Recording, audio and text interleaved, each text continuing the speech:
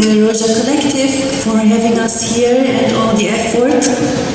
And to Veronica and Rima, I really feel honored and I'm also a bit nervous. Okay, so to connect to what Veronica said, first I thought that it might be helpful to have first a historical context of the women life freedom movement in Iran, because of course the feminist struggle and the struggle against inequality and injustice didn't start with the women life freedom movement. And so apart from the socialist struggle against the Shah regime in the 1950s, 60s and 70s especially, there was around 20 years before the women life freedom movement, there started two different forms of movements. First, about 20 years before, the organized movements of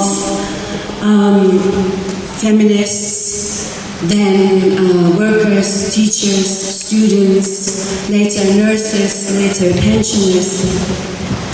And the second form were the mass insurgencies that started around by the end of 2017, and there were two of them, and one in November 2019. And so it is important to keep that in mind when speaking about the women life freedom movement, because the women life freedom movement was heavily informed first by the transnational influences of the Kurdish struggle in Turkey and in Syria, and second by these different forms of movements. And so about the mass insurgencies, I think it's important to say that it was not as organized, it was more an uprising. Oh, right.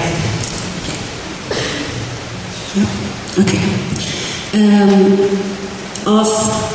It was an uprising in different towns and cities of the poor, the wageless, informant traders, unemployed, pensioners. And when the women life freedom movement started, and Nagi spoke about it, I think what is really important to keep in mind or to reflect on is that from the very beginning, when Gina was beaten to death, and her grandfather recited that poem by Sheikh Bikas in Kurdish in Sabdas at the cemetery. And so the poem's title was that Tehran does not smile at no one. And then immediately people after the poem and sort of with the ceremony started to shout the slogan Jinjian Azadi, women life freedom. And so it's just, I think, it's a key to the understanding of the whole, that the mistake of the Revolutionary Guard to kill Gina was quite huge from their perspective, from their violent patriarchal perspective, because they killed a Kurdish woman in Tehran. And so what happened was that these were three elements that made the movement to spread. And also what helped very much was that two journalists, one Nilufar Hamedi, who photographed Gina before she died, when she was still in coma, and Elay Mohammed, who interviewed Gina's grandmother and uncle, also before she died. And then these interviews and the photos went viral, and both journalists were, I think, maybe one of the first political prisoners of the movement. They were imprisoned quite immediately afterwards. And so it spread, and the slogan got translated into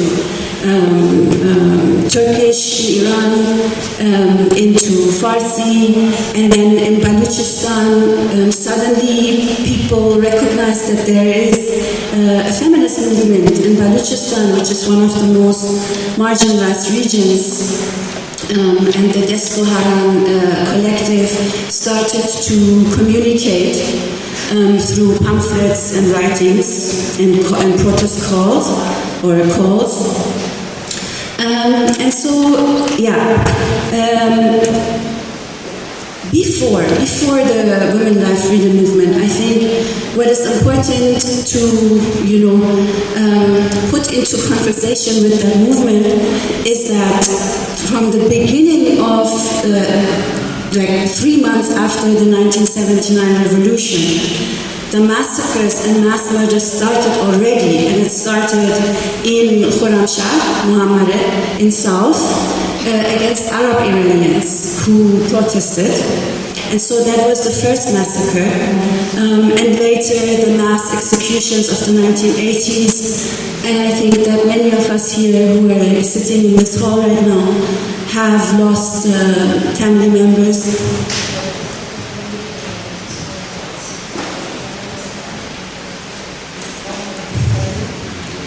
Family members and comrades.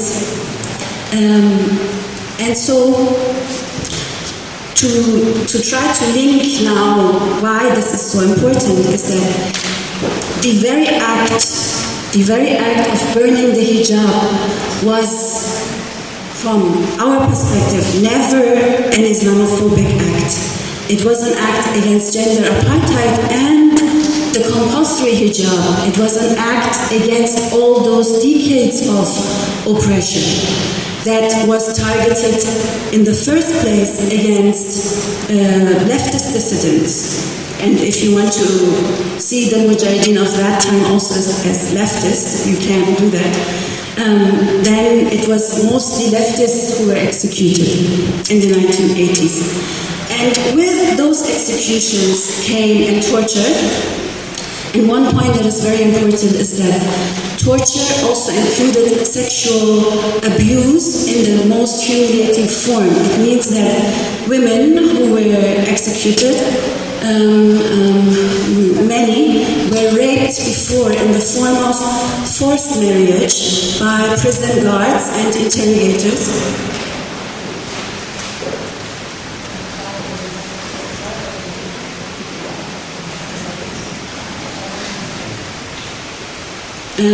Who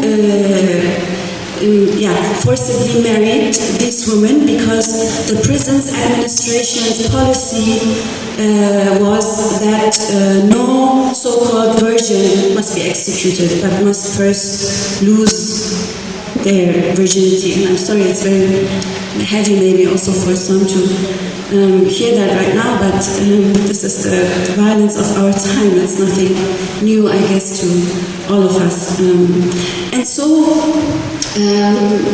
with that erasure of most leftist dissidents, and many had to flee, and many had to go underground, and the diaspora also had its own complications. So landing in the diaspora didn't mean that you could just continue your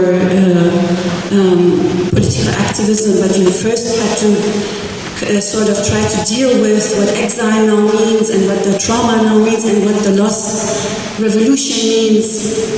And so there is a huge gap between my generation and especially the generation after us, that is now 16, 17, up until say 25.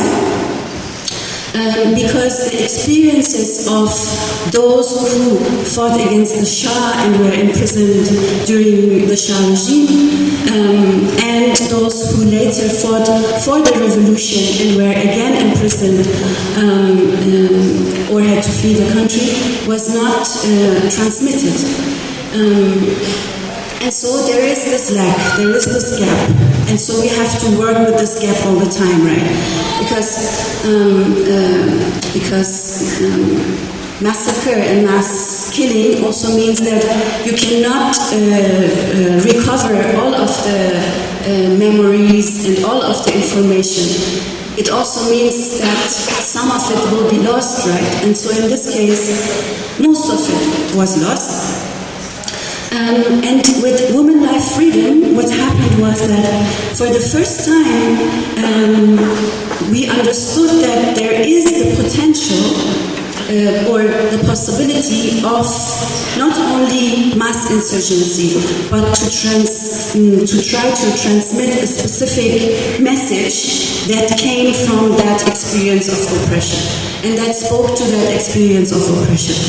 And the fact that Jinjian Azadi was a slogan that came from, justice-seeking mothers in the Kurdish struggle in Turkey and in Syria, especially, also informed by the mothers of Plaza del Mayo, and still in Iran, the Havaran mothers are informed by that struggle very much. But also the fact that the expansionist strategy of the Islamic Republic of Iran responded very much to the potential of transnational alliances. So they knew that they have to, build barriers because there was already this experience. So in Paris, it's very interesting because here in Paris, you had Ebrahim Avakh, you had Hemad Sheibani, you had Mujtaba Talabani, you had Torab Hakshanas, you had Puran, who they are both buried now in the Père Lachaise cemetery, who were all trained in Palestine, who were all trained in Lebanon in the 70s by Fatah, by PFLP. And when they came back from Palestine and Lebanon, for instance, Hemad Sheibani says today is that we really reflected on our own sort of patriarchal structures and the very element of the women integration in our partisan armed struggle warfare that was there, of course, but maybe not as much as in leading roles as we have seen in Palestine and as we have learned from the struggle in Palestine in the 70s. And so there was also Vida Hajabi, who died here in Paris, who joined the Cuban Revolution in Cuba and dedicated most of her life to the manifold, diverse struggles in Latin America. So there were these experiences, and I only mentioned some, right? So this was what the state knew and still knows, is that these alliances are dangerous. And these discourses that separate us, that we are dealing with, also because the right and the far right tries to instrumentalize our struggles. It's an ongoing project of empire to instrumentalize our struggles and of global capitalism. So the workforce needs to remain cheap and the natural resources need to remain cheap. And in order to deliver that, rentier states, they have their own kind of logic, and it's not only Iran, it's many different states that today in the global south are rentier states.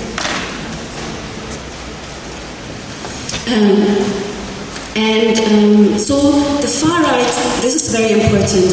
You all remember the Chicago Boys and the technocrats that were wined and dined in the US before the coup in Chile against Salvador Allende. And so this is our condition as well, because since 40 years, at least 40 years, the right and the far right, the neoconservatives, the neoliberal, the monarchists are being wined and dined in the US through neoconservative think tanks, through neoliberal think tanks, through media that they get funding for, and maybe now the game is a bit over, but yeah, we don't know yet. So the thing is that against their discourses that try to instrumentalize human life freedom as if it's an insurgency against Islam, as if it's, you know, an insurgency within their neoliberal discourses that they want to impose on us. It's difficult to keep the conversations because we get lost into the power that they have also. And so,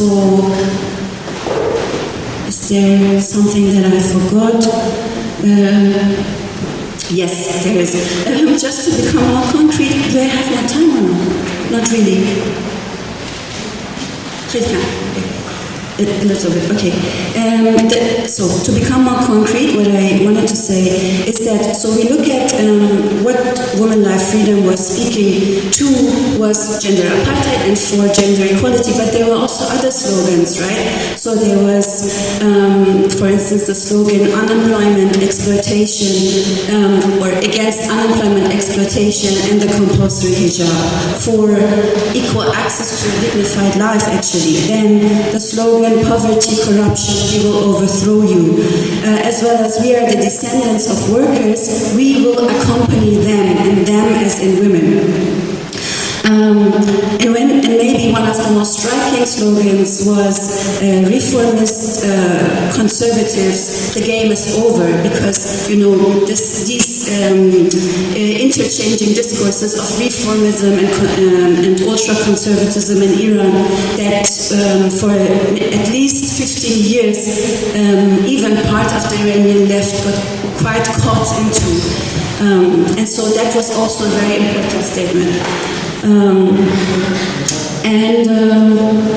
About the expansionist strategies of the Islamic Republic, to keep in mind that, so we have to deal, one, with the right and the far right, global capitalism, imperialism, and second, with the Islamic Republic itself, with the Iranian state itself, that tries to be, maybe for us, the biggest or the number one barrier in order to not let our struggles to connect, in order to not even let our experience to be exchanged. And so if we keep that in mind as a horizon, last sentence, is that,